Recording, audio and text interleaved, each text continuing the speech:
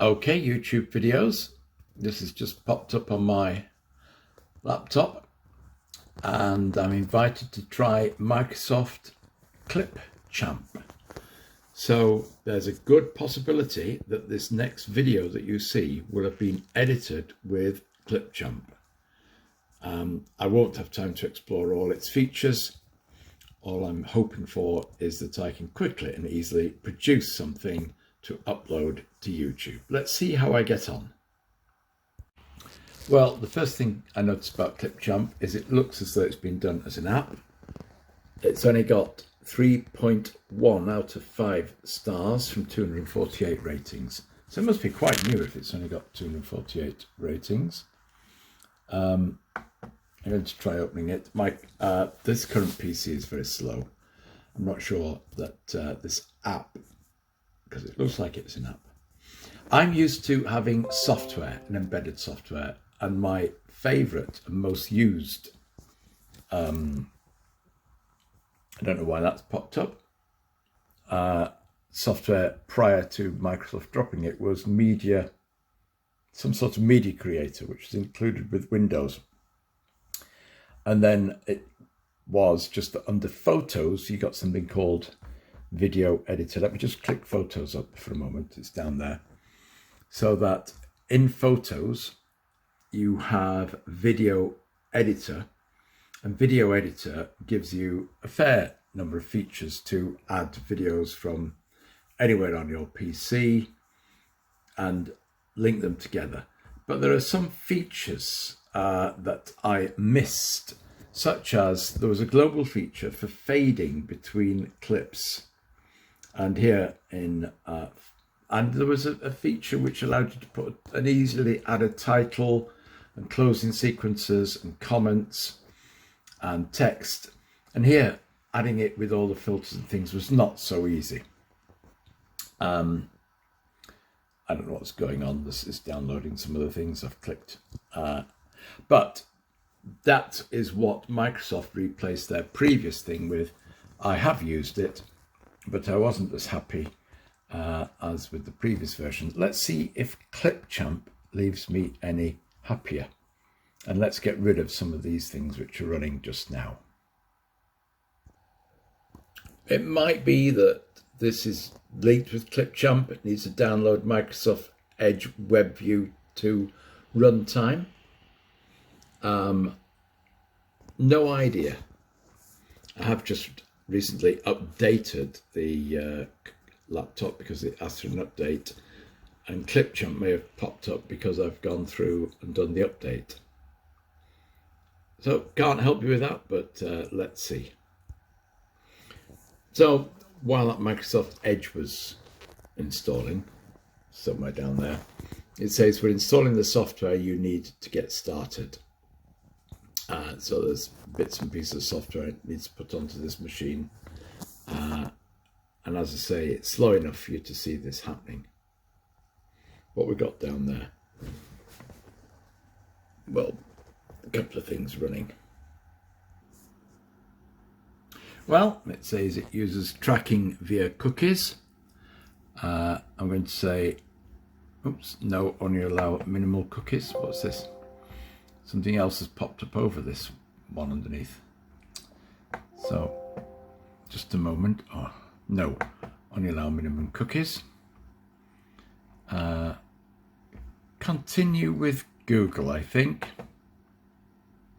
for that bit. I don't know what that pop-up was that occurred over there. Keep using this app. Yes, let's not use Edge. Let's use Firefox. Let's keep away from Microsoft for things like that. Let's not use this silly Explorer. Okay. So configuring it, I'm using my Google account with Clipchamp, and I'm using Firefox as the browser, just to stay clear of Microsoft projects. And it's opened up a web page. It's opened up my browser web page with a new tab. And my Google account's on there. So let's see where we get to. I'll keep you posted. And at this point in the process, it has changed from the clapperboard image to this rotating, whatever it is, rotating thing. But it is presumably still loading and configuring things. So on a slow laptop, it's not a very quick thing to install. Most of you will have a faster device than what I'm using, so you should get a much quicker install than I'm getting. So what has happened here is, let's click off that, sign in to continue to Clipchamp. So when I had that open with that rotating thing, what I needed to do was to slide over to this one, which is my Firefox browser, to get this sign in so that I can create an account to use with Clipchamp. And I think that's the next stage of the process. So if you've got that rotating circle, look for your browser and look for where you sign in. So there we go. Clipchamp free video editor. Yep, let's allow that. And you're almost good to close this window to continue with Clipchamp. No, only allow minimum cookies. Don't click that accept all. So close this window. Well, just close this window. There's the close tab. Let's do that. Sorry, I'm having trouble getting your pages back. Let's go back to this Clipchamp thing here. What sort of videos bring you to Clipchamp? Okay, this is where we are. So style of videos, let's have a look. Education. You're a content creator, business, corporate, personal. Let's say I'm a content creator. Influencer. Am I an influencer, guys? Do I influence you? Gamer, musician, podcaster, vlogger. You're vlogging this right now, aren't you? Yes. There we go. So, right. And this is it. Now, create a video. So we've got to this, start with a template.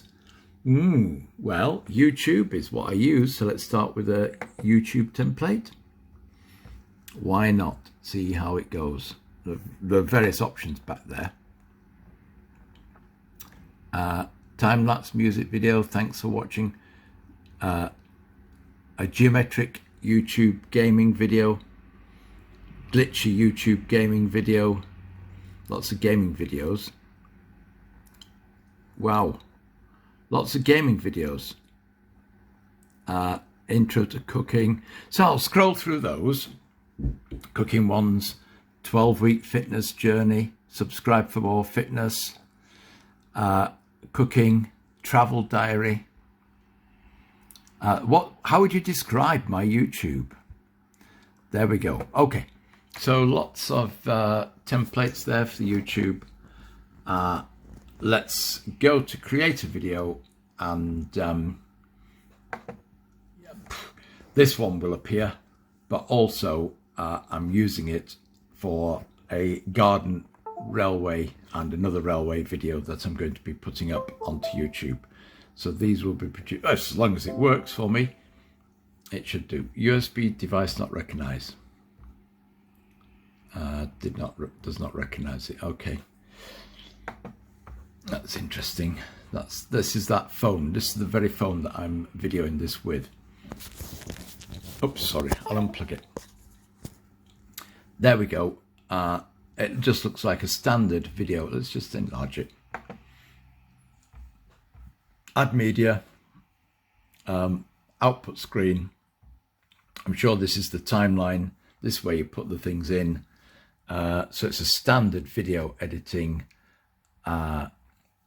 thing. What I'm going to look for is ease of maybe adding music, which is not copyright, and which YouTube recognizes as being not copyright. That's always hard.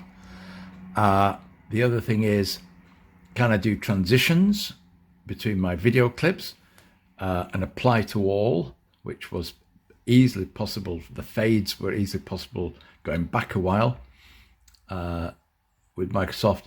Can I add captions or words on parts of a video easily, because you might want to just put some note on, add some notes onto a video. Those are the sort of things that I'll be looking for. And so if you see those appear on the video as it comes up, then you'll know that that's happened. Those were in, there's text is down there. I don't see filters as a particular thing. There's filters. I don't know whether that, some video programs in filters, you have to use filters to add text. Oh, there's a fade there, there's fades. So I'll try fade in between clips. So there we are. Whatever video editor you've used before, then this is not too unfamiliar to you. You should recognize this. Okay, right. So I wanted to get it to access the phone, and what popped up was a warning to say access to the phone had been blocked because this program, Microsoft Clipchamp, was wanting to access it, and the firewall was blocking it because it was a potential security threat. So I clicked to allow it to access the phone, and now it's asking me to scan with your phone that code to open the website, select your media, keep this project open while importing media from your phone, and you can record your camera or screen. So I'm going to stop recording now while I scan that code to allow access to the phone. And this is in the stage where I'm trying to add media to a video project.